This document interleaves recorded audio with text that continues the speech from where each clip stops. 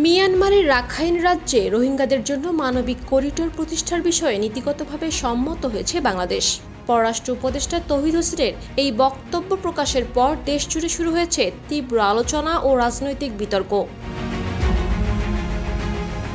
BNP, জামায়াতে ইসলামী সহ বিরোধী রাজনৈতিক দলগুলো উদ্বেগ প্রকাশ করে সরকারের ব্যাখ্যা দাবি করেছে। সরকারি অবস্থান ব্যাখ্যা করে প্রধান উপদেষ্টার প্রেস সচিব শফিকুল আলম জানিয়েছেন, সরকার জাতিসংঘ বা অন্য কোনো সংস্থার সঙ্গে মানবিক করিডোর নিয়ে আলোচনা করেনি।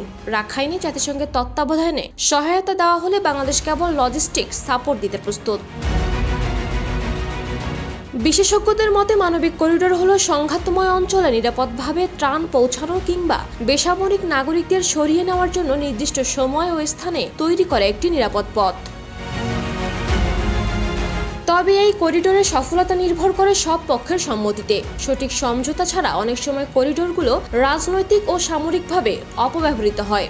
ইতিহাসে অনেক সময় অস্ত্র পাচার ও নিরাপত্তা লঙ্ঘনের ঘটনাও ঘটেছে। রেড ক্রস এবং নরওয়েজিয়ান রিফিউজি কাউন্সিল সতর্ক করেছে, এমন করিডোরের উদ্দেশ্য ও নিরাপত্তা নিশ্চিত না হলে তা হতে পারে বিপজ্জনক। বিশেষজ্ঞরা বলছেন, মানবিক করিডোর নতুন নয়। দ্বিতীয় বিশ্বযুদ্ধ থেকে শুরু করে Bosnia, Syria, Ukraine, Congo, Ethiopia ও গাজায় বহুবার মানবিক করিডোরের প্রয়োগ দেখা গেছে। কিছু সফল হলেও বহু ক্ষেত্রেই করিডোর হয়ে উঠেছে সংঘাত ও হতাহতের ক্ষেত্র।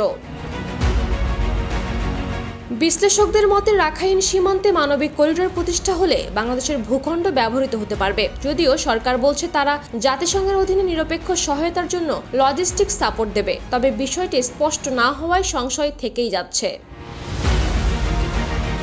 রোহিঙ্গা সংকট ও বাংলাদেশের নিরাপত্তা সার্বভৌমত্ব ইস্যুতে করিডোর নিয়ে স্পষ্ট কূটনৈতিক ও রাজনৈতিক অবস্থান জরুরি বলে মনে করছেন বিশেষজ্ঞরা।